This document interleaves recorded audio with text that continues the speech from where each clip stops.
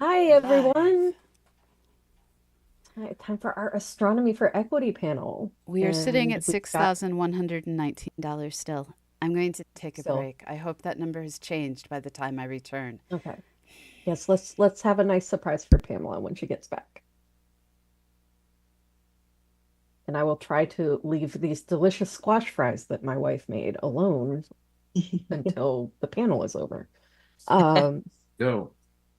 so yes, we've got Mike back on for a second panel, and we are also joined by Cassandra. They both work on Astronomy for Equity, which is a very, very cool program that I want them to talk about. And just so, could y'all like tell us a little bit about like what you do with Astronomy for Equity? Yeah, well, I'll jump in and start here.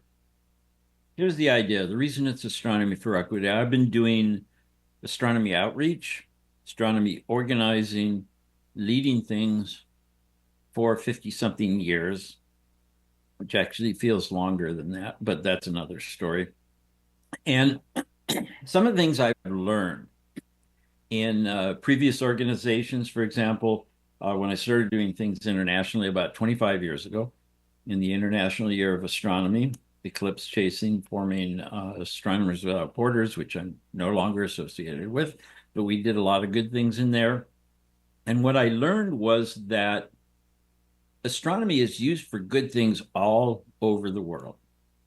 And we get this question all the time. Why astronomy? We got enough problems down here on Earth. Why do we want to spend money on telescopes and looking up into the sky? And there are a lot of answers to that.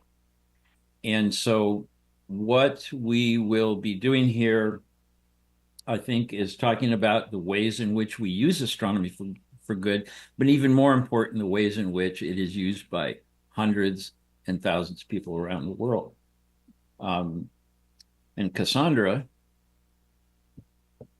you throw in something if you're ready. I mean, I think you did a perfect job of summing it up. We want to, this is an opportunity through Astronomy for Equity. It's our opportunity to unite the world under one umbrella of astronomy. And so the one thing that is constant and unwavering, in our lives is the night sky. And, that is this one thing that immediately drew me into, astronomy for equity is just the fact that, you have an opportunity to make a really big difference. And I've always searched for trying to find what difference was I going to make in the world. And astronomy is the way that I have found is it's worldwide. And if you're trying to unite people, you need something that is uh, mostly agreed upon worldwide to be able to do that. And Mike has done such an incredible job of uniting so many people already under astronomy. And now it's just continuing to have new projects unfolding that I'm sure we'll get into. And it's definitely just it's something worth listening to. And right now, that's what we're trying to do is spread the word. And I have to say, Sandra may want to kill me at this point because just before we started, I said, "Don't worry, you just come in whenever you want." And then I suddenly threw her to the wolves. They're saying, "Hey, Cassandra, you..." So I was going to share something on our website and noticed that something needed to be changed. So I was fiddling in the back end of the website, fixing it before I share it. So sorry, Cassandra, but I knew you'd be fine. So, Ellie, I don't Mhm, know how you want to do this hour here. Do you have mhm. questions or something, or should I just show some stuff? Just you can share stuff. I'm also just interested in like where has like Astronomy for Equity been doing work around the world? I know we've talked about some of the stuff like one-on-one, but just like I would love for you to share like just the projects that y'all have done, have planned for just like where you're going. Yeah, so let me give a quick rundown. I decided the easiest thing to do is use the website there. I'm going to share a couple things there. I'm not allowed to share. Can you Mm, make me a sharing person? We're gonna have to vamp Pamela. Only Pamela can do that. Oh, okay. Well, all right. I asked her if I could do that. So, and she said no problem, but there you go. Okay, I But can. I can talk about it. And basically, there have been a lot of things that I've done before that we are continuing to do. One of the things is sending telescopes around the world. And here's the reason for that. Pamela, apparently I'm not a sharing person. Can you help me? One moment, one moment, one moment. Sorry. I had there. Now you should be able to share. I may need to resize the what's visible on the screen. I have that ability. Share at will. Yes, it's currently getting Okay. violently trimmed, but I can fix that. Yeah. Okay. So here's the thing. There are various kinds of programs that we do, and I was starting to talk about this. Now, sending telescopes around the world, what's the big deal with sending telescopes? Well, Libya. Libya is a good example. They don't have much in the way of science facilities. They've been through wars, revolutions, ISIS, floods, plague of locusts, whatever. And but there's a national astronomy organization there that has formed middle school astronomy clubs across the country. One of the things people don't realize is this Libya is typical. It is mostly young women who are into astronomy, which is also a good thing. And the guys that run it, they are very focused on doing things to encourage the girls to go into science as well. We raised money and got them telescopes. They had everything else they needed, but they couldn't get telescopes. So we did that. Educational Observatory in Tanzania. Why do they need that? They're teaching the science teachers more science than they otherwise would know. They don't have labs. They don't have a chem lab, a bio lab, a physics lab. They're on the equator in rural schools where the sky is dark. They have a world-class astronomy lab that nobody on this panel has. And so astronomy is the gateway to STEM education, science, technology, engineering, mathematics. It touches on all of the sciences as well as art and other things that we talked about in the last hour. Ukraine is a special one. Because of the war, they have the power outages all the time.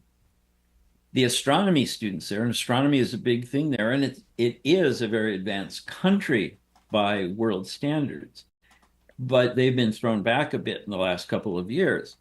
So the astronomy students there who are very active compete in international astronomy Olympiads and things like that. They said our skies go dark all the time and we're doing all this theory and everything. Now we have dark skies once in a while. We need telescopes. This was an actual request for them from them for telescopes. Came through a colleague who runs a nonprofit that is helping them get laptops and other things. And so we raised money and sent them over telescopes. And we can talk about this later, but in 13 days from now, Cassandra and I are going to Warsaw, meeting people from other places around the world. And our team is then taking an overnight train into Ukraine to meet these astronomy students, to give them encouragement, some inspiration, and more telescopes, of course. Some of the current ones that we can talk about astronomy for blind and low vision. This is something, actually, somebody mentioned that. Carolyn Peterson Mm-hmm. mentioned that earlier about when you're describing things, doing science communication, you mention things and form this visual image for people. Some people don't get it, but they're just as interested in astronomy as anybody else. This is a case where the resources exist, like what you see there, 3D models, do-it-yourself things, tons and tons of things, lots of expertise. They're not getting connected. We have volunteers all over the world doing astronomy outreach and education. And so all we're doing is providing a forum, a hub. I call it a community hub where we have a community of people who want to share what they have done. People in Chandra, people at Space Telescope, people in Romania who are just outreach, just who are dedicated outreach astronomers who are doing this with the blind. And there are people all over the world who want to do it, but they don't know how to get started. We're going to do that. It's free, essentially. It's all there. We're just sticking the things together. The Global Sunlight STEM Education Project is another one where here we have a wealth of things, including, for example, leftover eclipse glasses that nobody was able to sell for the eclipse in April because everybody overstocked, thinking it would be like 2017 when everybody ran out, including us, unfortunately. So we paid for some that we didn't get to sell for fundraising. And so we have gathered up the leftover eclipse glasses that are branded for 2024 and they can't sell them for the next one here. And we have over a million free eclipse glasses. We're starting a program, but we're not sending them places for eclipses because then you look through the glasses once and you throw them away. It's a STEM education project. We are working with Pamela and CosmoQuest and education people to provide resources in the way of lessons and that outreach astronomers, in addition to schools, can use in places, again, where they don't have any science facilities, using sunlight. What does it mean? What is the sun? You're looking at the sun. What is it? People don't know what the sun is. How can we use sunlight? This will start a program worldwide in places where there are isolated communities for various reasons that will get a chance to do science just based on these free resources, volunteers, and sunlight, which every place has got in various amounts. But it's going to go on from there. This will require real funding. You're going to get little diffraction gratings. They're 31 cents a piece, maybe less if we buy a million of them, but I don't know that we can get money for that. And use that to look at the spectrum and various things. So we have a big plan for that. And then the big impact astronomy podcast that I want to talk about more, but I won't now. We'll wait on that because that one is going to bring in people from around the world, the people I'm talking about. And I'll show some examples who are using astronomy in incredible ways on their own, unfunded, because they can, because they know it makes a difference. And it'll tell the story of why we use astronomy and answer the question once and for all, why we use astronomy and what good is astronomy, because there's a lot that comes out of it. That's my opening spiel. That's perfect, Mike. Cassandra, do you have anything to add? I am very fortunate to I almost started crying a couple of times during Mike's opening spiel because it's so meaningful, the work that we're that we're a part of, being able to do, because it's not just him and I, it's all these people that he's talking about who are out there doing it on their own, unfunded. And we're just trying to bring that to light, whether it's the podcast we're talking about, whether it's, people like you, Pamela, who are out there also making a difference, and bringing astronomy to light. It's so impactful.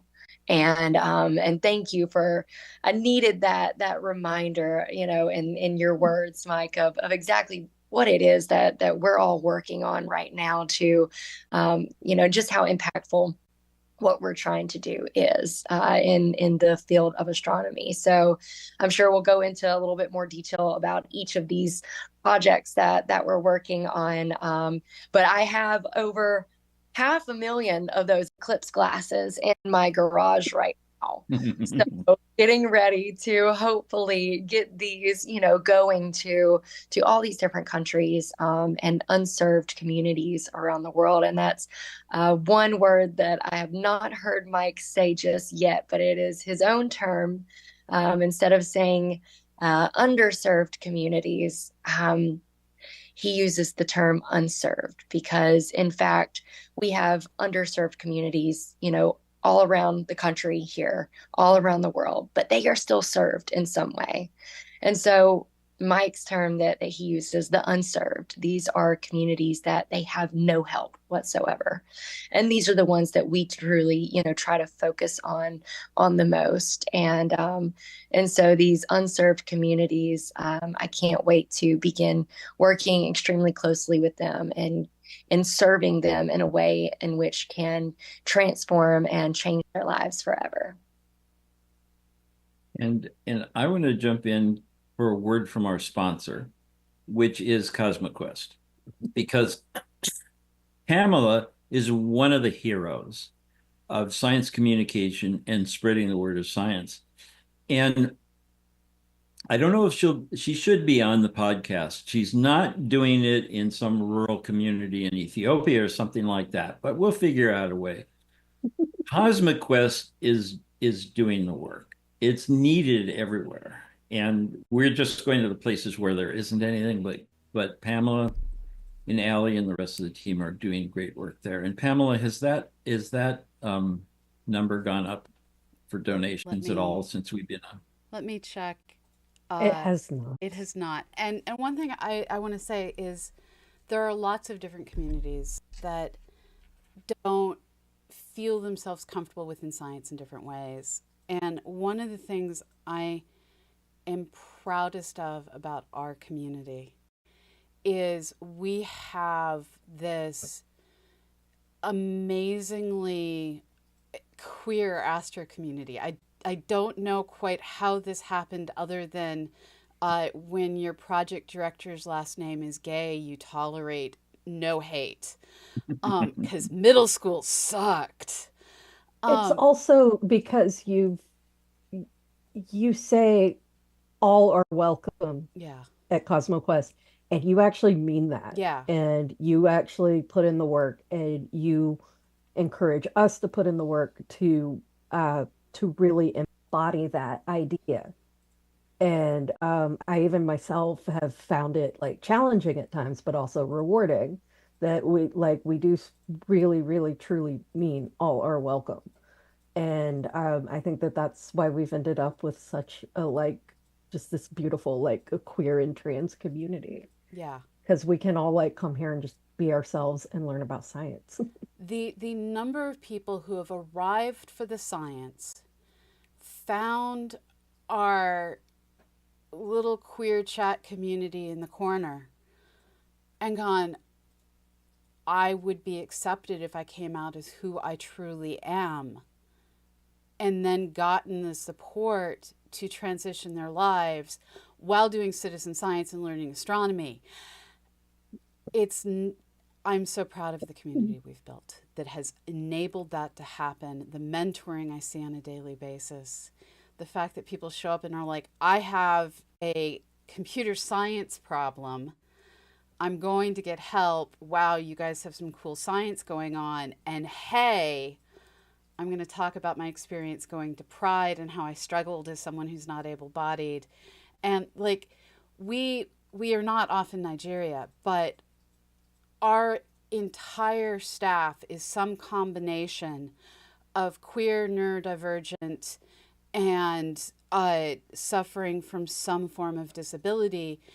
And we have worked to invite everyone to join us, including those people who are somehow neurotypical, straight, and able-bodied. They're welcome too, and we have them in Yes, large, we large love them. numbers. But the fact that we see all of these things, and it allows people, I think, to come as they are, admit to their bad days, admit to their good days, and share their real selves.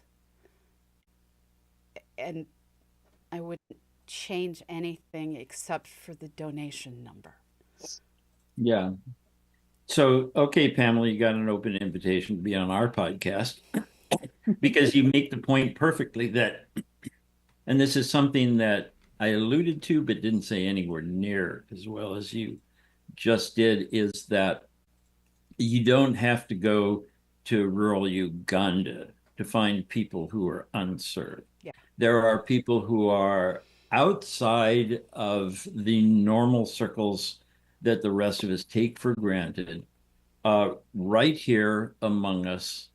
And what it takes is to be open to everyone and truly everyone. And that's an unusual thing. But I think when you and we bring to people's attention uh, the real situation that a lot of other people around the world and here have, most people care. Some don't, and we don't need them, but most people do. No, that's definitely what I found like working with like SciComm folks is that like I said, like most people do really care. I think a lot of them kind of need that like almost permission to be very earnest and be told that it's like it's okay to be just super earnest and just really, really love these things and be passionate about like bringing science to like, as you said, unserved communities. And Yeah, I think once we create that environment for them, then all of a sudden you see people like actually like opening up and like not, I think like larger society doesn't really reward earnestness the way that like science communities do. And so that's what I love about this is that I can just be my weird little self. oh yeah. Well, science in general and astronomy in particular has a lot of weird people. And I count myself as one proud member of the weird scientist community in a lot of ways, and have learned to just take advantage of the good things about that and avoid the rest. Um, One of the things in doing public outreach in astronomy that I found early on, and Cassandra is now doing outreach now, and I'm rarely out there with the telescope, but is that families will approach and they have kids and they kind of push the kids forward. Go ahead, ask your question. And the kids will ask any question. They're not worried about looking dumb. They're Mhm. not worried about not knowing the difference between a star and a planet. Nobody knows that stuff. The kids will go up and just ask. And I answer at least part of the time towards the parents because I know they want the kid to ask the question because they want to know the answer, and they aren't Mhm. willing to show that they're ignorant and ask the question. So then I get them engaged, and I see Cassandra nodding when I say that too. You see that too, huh? Yes, absolutely.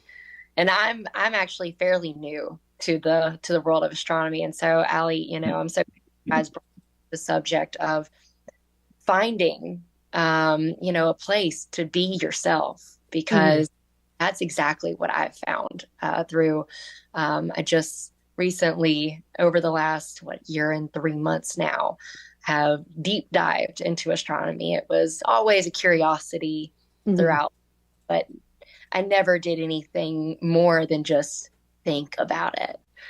And so last year, I decided to join Los Angeles Astronomical Society, and that was when my life changed forever. I was able to be my true nerdy self that I didn't even know. I mean, I was always a Harry Potter nerd, but I found somewhere to really be myself and to stop. It's not that I was pretending to be somebody that I wasn't, but I really just didn't know who I was. And I wore a lot of hats. And I've found the one that I want to wear for the rest of my life. And it is sharing astronomy with everybody that my path crosses. In a way that Mike said, just doing outreach. It's is so fulfilling. And the moment that a child comes through and you can tell they're struggling to see what they're trying to see through the eyepiece. The moment that they see it and that wow moment happens, you can normally see the reflection in their eye as soon as it catches. Hmm. In that moment, I'm overwhelmed with this feeling of joy and passion that just it sparks something inside of me that I want to share with everybody. And so outreach has become the biggest part of my life, and that's what I'm really looking forward to bringing to Ukraine when we leave is.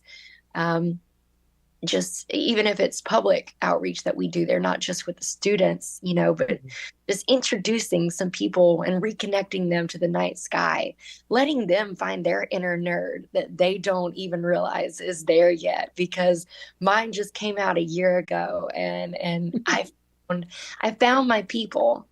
Needless to say, and all, I found my people and the place where I can be myself. So, CosmoQuest, everything that you guys are talking about, I get it too. I get it. And it's important to remember that adults need to learn too. Um, I for one, am somewhat terrified of children. Like at one point, I was at an event that I was invited to do with the AAS that was at a children's museum. And one of the people who worked at the museum made the mistake of looking at me and saying, "Hey, could you stand over here and just make sure no one trips over the equipment?" And he had me stand in a hall swarming with small children protecting a TV. Big children can smell fear. And he Hmm. watched my body language and he's like, "No, no, no, come back in here. It's okay." Like, Hmm. it was apparent to the museum staff this was a mistake they had made. I am not good with small children. No, Once they small hit children teenage. will know. Right. Like they know that I am a, it's like they just immediately figure out that I have trouble saying no to small children.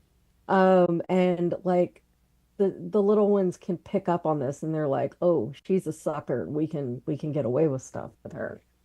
I Um, never get that close. Yeah, but teenagers, I'm good with teenagers, but what I've realized is there are so many adults out there who at one point or another were either told, "Oh, you're too stupid to do science," or "Oh, people yes, like you me, don't do yes. science," or "Why do you want to be an astronomer? There's no point in doing that." And so many people's dreams got crushed. And the thing about citizen science, the thing about having the internet is I can't tell you how many times I've sat down or sat in Discord with someone and been like, "Look, first of all, you with your no college IT certificates are earning 2 or 3 times what I, as a scientist, earn. So, no shame to be assumed ever. You are doing awesome, my human." And the thing is, because of things like podcasts and videos and citizen science, you can learn all of it now. You can have your adult life and be a volunteer scientist and become an expert in that narrow little thing that you're passionate about. Mike Simonson, who I brought up earlier today, was someone I knew through the American Association of Variable Star Observers, and he was professionally a saxophone player by education, was by trade a landscaper who was doing well enough to afford really awesome equipment. And by hobby, he was one of the experts in observing BE stars. B stars or BE star? It's out of my brain. Variable stars with a B at the beginning of their name. And he was collaborating with people all around the world, helping them understand these objects. We can change people's lives when they're in their retirement, when their children go Hmm. away for school, when they take that moment to say, "Who do I want to be when I grow up?" now that I'm past menopause and my children are out the door, these people need to learn too. And we have the ability to change lives at every level. And because there are so many of us, there are people who aren't afraid of children. There are people who do astronomy in the pub every month. And there's everything Yeah. in between. And that is what is amazing, because that That's is how one we thing. get Oh, equity. mhm. Hmm. And That's like one thing that's really made me like fall back in love with astronomy. Um, like since coming to work for you, Pamela, is like I used to be like, oh, I can't get into astronomy. I don't have the money, like all this equipment, really expensive. And then I discovered if you just talk to astronomers, professional and amateur, who have the equipment, they will let you use it. They will teach you how to use it. They will give you access to it. Like it's just it's such an enthusiastic, welcoming community. It's like, oh, you can't afford a telescope, well, come out to the dark sky part. I'll show you how to use my telescope, and it's like because I substitute teach at a boarding school, and I got to play around with like a solar telescope that one of the astronomy teachers just happened to have. And so I actually got to like look at sunspots earlier this year for like the very first time, and it was so cool. Um, but yeah, I find that like astronomy just seems to it's a lot more welcoming than other science fields, just in my experience. Like it's just It's harder to like do genetic engineering in your driveway. this is fair. Yeah. Yeah. I mean, you probably shouldn't try to do that. I'm sure there are very creative people out there that could figure that out, but it might be illegal, so maybe don't try it. And probably shouldn't be in your Um, driveway no matter what. Maybe your yeah, yeah, balcony. yeah, I yeah. usually use the example of nuclear physics, which, because the astronomy community, and this is something that I've used my whole life, is that astronomy community. It's out there. It's everywhere. It's in every country. It's very different in most countries, as I said, than it is here in the US. But you don't have any other science where you have amateurs who are out there sharing it with everybody else. You don't have amateur nuclear physicists who are out there on their driveway or on the sidewalks doing That that. would be scary. It would be scary. Yeah, there may be some that are there, but they're not really sharing I it out. remember reading about a high schooler once who built like a small nuclear reactor in like his parents' garage or Yellow whatever, and cake. got arrested for it. Yeah. So Yeah. don't do that. Don't do that. But there are thousands. I mean, when we talked about this before, Pamela and I both were involved in the International Year of Astronomy in 2009. I brought together for the 100 Hours of Astronomy Cornerstone Project amateur astronomers around the world, where I estimate we had 1 million people look through telescopes in one night. And that was an almost no budget. These are volunteers, and they're out there doing things, and they're just waiting for a chance to do something, which is why that Eclipse Glasses and so on program will be successful, because you don't have to pay millions and millions of dollars to do this. The resources are there, and the main resource is the passion of amateur astronomers around the world who are out there. And when you look at other countries, they are doing this at great cost to themselves and their lives because they have nothing.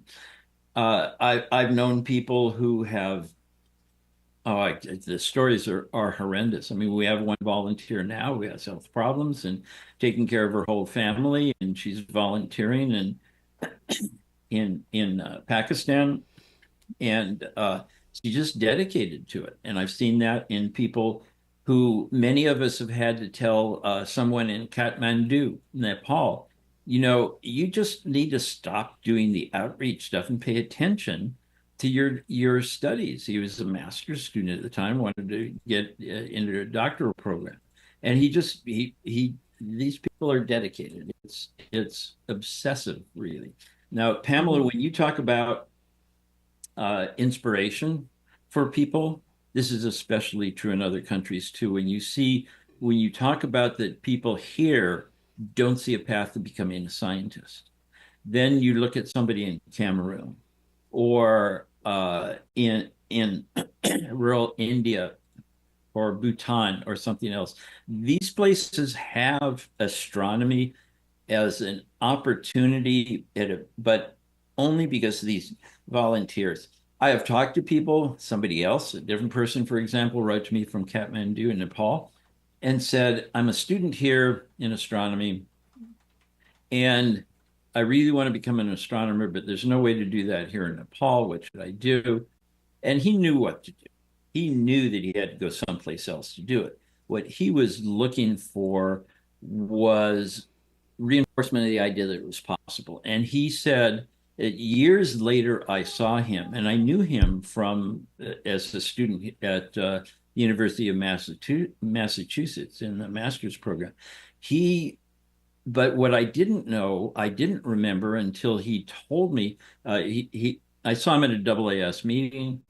He said, "Oh, I just was talking with my advisor," and I said, "Oh, there's a guy that got me into astronomy." I said, "What are you talking about?" And he said, "Well, I wrote to you." And this was the kid that wrote to me. He said, I wrote to 10 people. You're the only one that answered.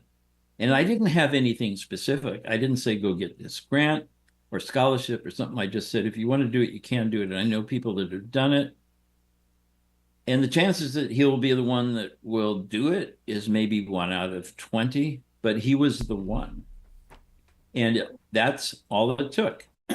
And this has happened to me multiple times. And Selena. Cassandra is having that happen to her as well.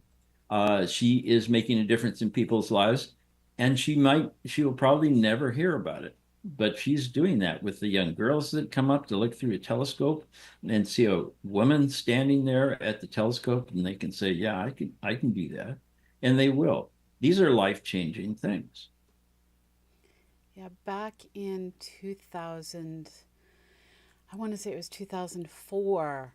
Um, Thelina Halonin, do you know how to say his last I name? think it's Hina Teagala. Yeah, Yes, Aviva can say it. I cannot. I can't. Yeah. He wrote to any astronomer who seemed friendly, whose email address he could find, and asked if they had any astronomy books laying around that they could send because there Yep. just weren't any in Sri Lanka. And he systematically changed the face of astronomy education in Sri Lanka, and now he's working to change it for the world as a professor in Japan. And it's just been amazing to watch the evolution over the years as he's worked to find educational opportunities for himself, to help others, to pilot projects at the international level through the International Year of Astronomy, and so much more. There are Yeah. Well, amazing he people out there. Felina was my first volunteer in AWB. Sometime probably a couple of years after what you're talking about Yeah. there. And he was my first employee when I had enough money to pay him. I said, I got to pay you because I want you to be able to continue doing what you're doing. We built Global Astronomy Month together after the International Years of Astronomy as a follow-up. That was his first job in astronomy. And, he mentioned that to me when he got the job at the Institute in Japan. He wrote to me and said, you gave me the first job there. And, you don't know what's going to happen to people, but I just know from experience that many of us have those life-changing moments, and we're paying back by producing some life-changing moments for others. And with that, I'd like to talk a little bit more about what we're doing, because it's Astronomy for Equity Hour. Go for it. Can I do that? Yes. Because I want to give more examples so people will see who we're talking about now and get Oh, you're more screen sharing direct. again. Okay. Was not Yes. prepared. One moment. One moment. Rearranging screen. Ah, I should not have undone screen rearranging. Ah, okay. Oh, I Okay, forgot we're we're streaming live. to Twitch, aren't we? So Yes, yeah, yes, we are. I forgot.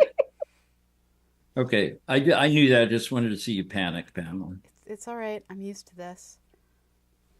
She has to work with me, so she's used to chaos. Yeah, but you have to Cassandra work is. with me when my brain is running too fast. So Hmm. I almost got Yeah, murdered during the last Hangout-a-thon, and I deserved it. yeah. What I have blanked on that. Oh, when What I did you do? What did tried I to take the do? mouse from you at one point. No, yeah, because I was like in her basement producing in person, and yeah, and she tried to take the mouse from me, and I'm just like, No. There was So a no. I know what I am doing. It's like, oh, yes, actually, you do. This is why I hired you. Pardon me while I yes, yeah, back away and hang my head in shame. like Um, just get out of my way. yeah. you I have moments like that too, Pamela. Am I sharing yet? Hmm. You've been sharing the whole time. It was just super tiny. It is no longer super tiny. Okay, Okay, so that people can see what I'm sharing. Yeah. yes, Yeah, you're good. okay. Astronomy for the blind and low vision.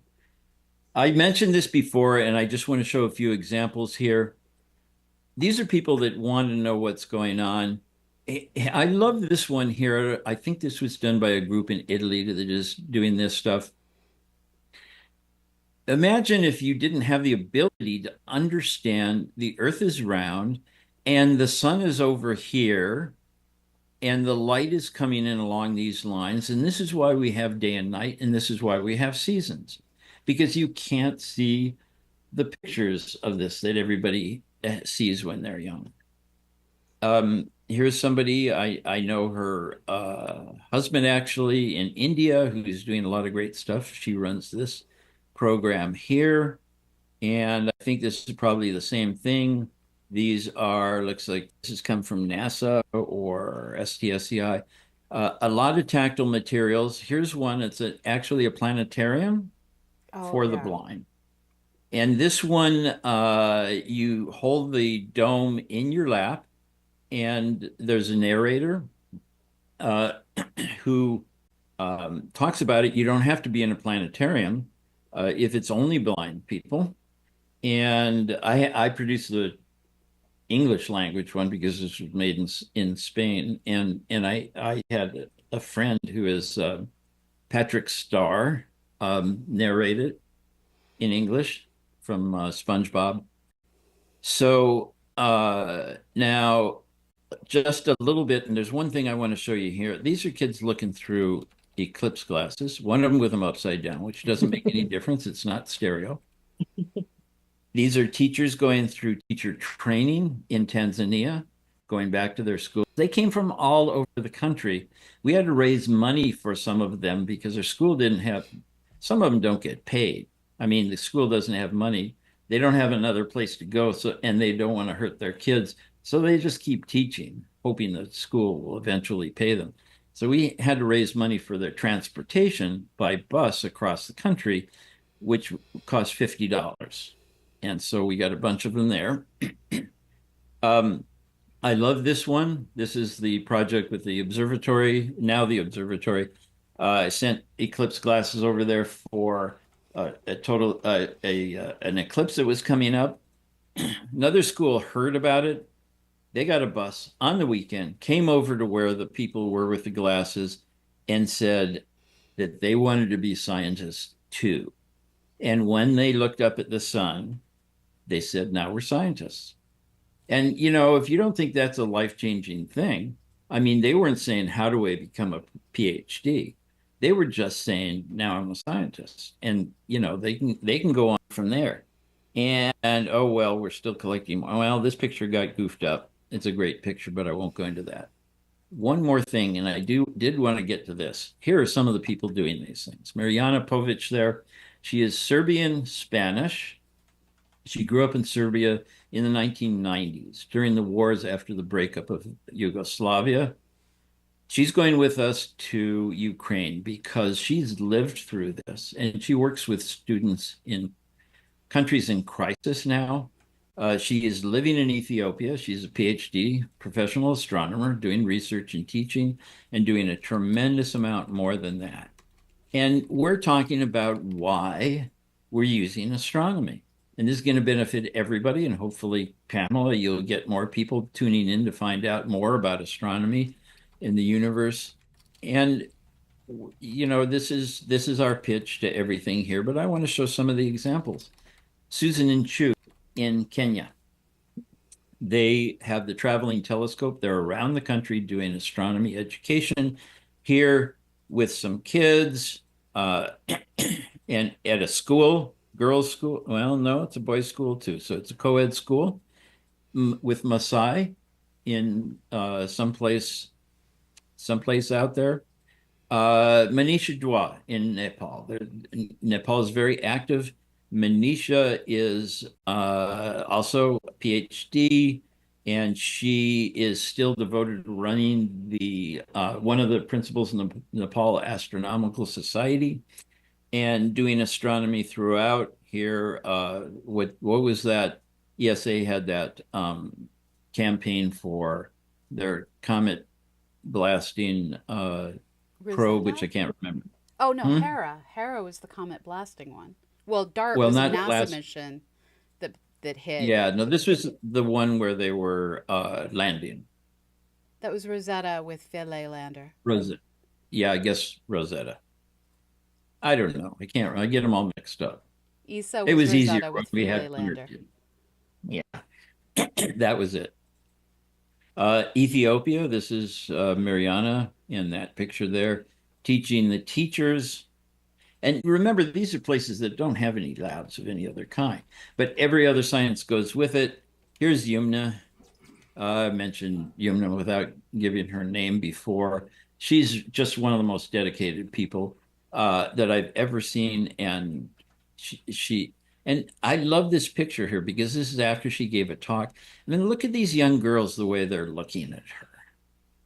You know, this is huge. And they had great questions, and it's a woman scientist. Here they are lined up to look through the telescope.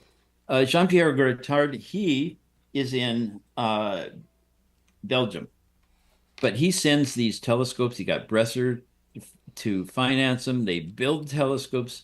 They send them along with the IAU's OAO to places around the world.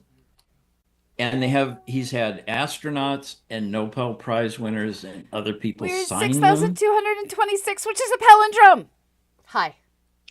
Love all of you. Fantastic.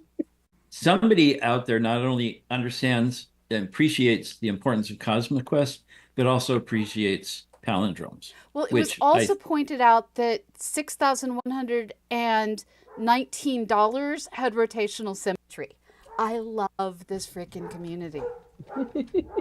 And my dogs don't love the skunk in the yard. Uh-oh. Oh no. So anyway, so he's got all these people.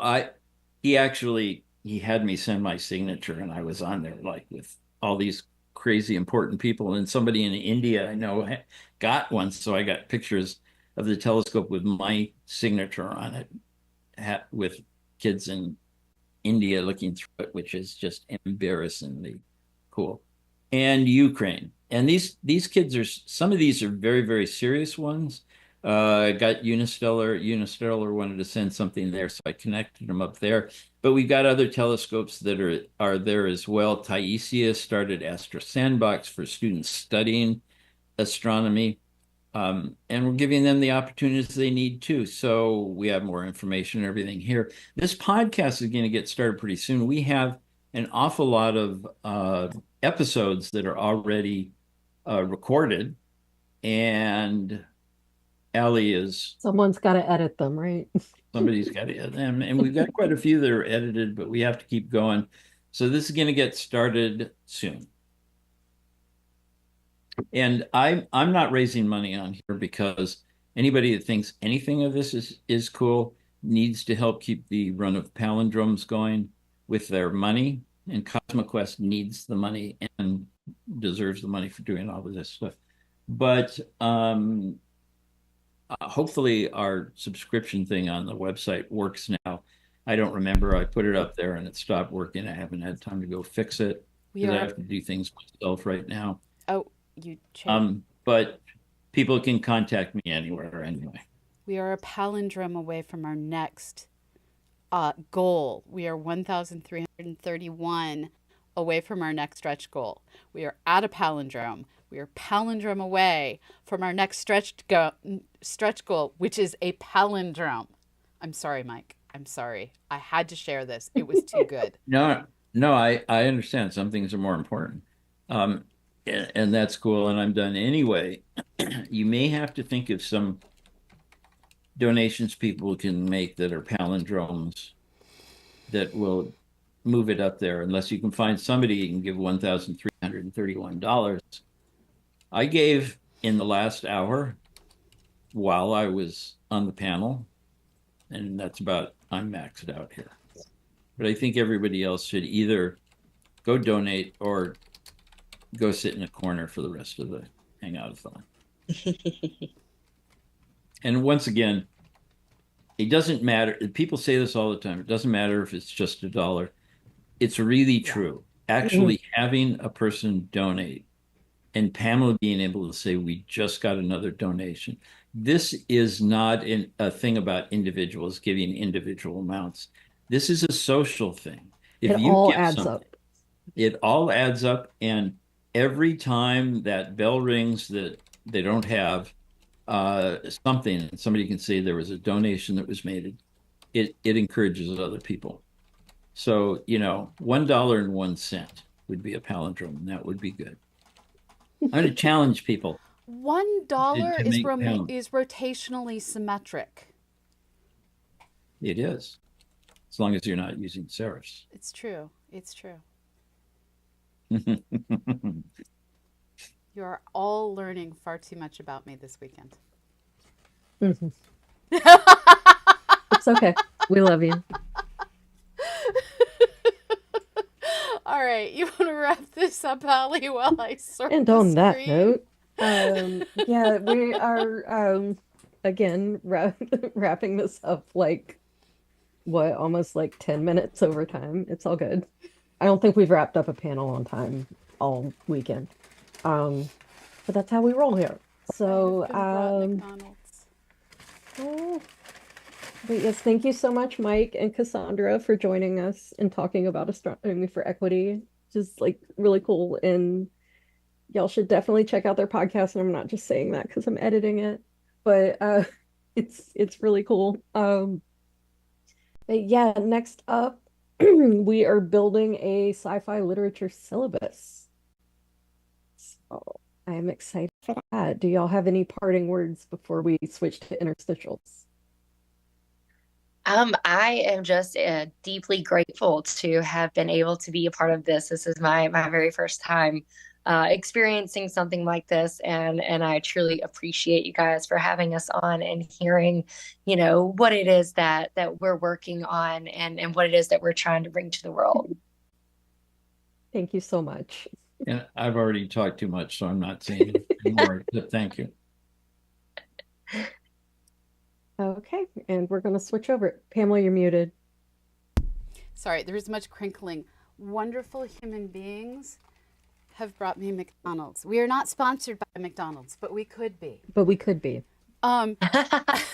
So I'm going to throw us to interstitials. We will see you in 5 minutes. I am loving all the palindromic goodness. I love all of you, and I can't wait to see you, Cassandra, hopefully in our Discord community as well as in future telecons. So, and Mike, Absolutely.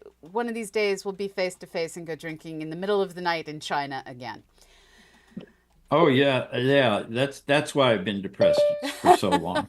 Is we haven't had our I can't say it on air, but our session where we complain about everybody else. We will see all of you later. Bye-bye.